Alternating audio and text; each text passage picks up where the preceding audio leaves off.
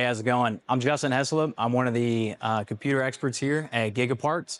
And today I'm going to be showing you guys just a few tips and tricks on how to ensure that your computer is set up for optimal gaming performance. One of the biggest things is with a graphics card. So if you already have a graphics card, that's a great start. Definitely make sure that your drivers and your firmware are up to date.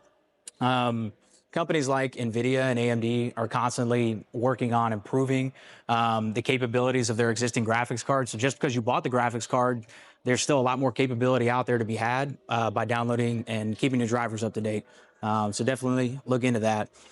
The other tip and recommendation that I have is ensure you have a PC case that allows for optimal airflow. Okay, when computer components, they get hot, they tend to slow down and lose a little bit of performance.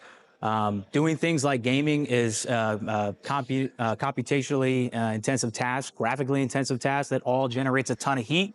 So if you already have a cooling solution for your CPU, which you should, you need to make sure that cool air can be brought in from the outside to cool down your system components.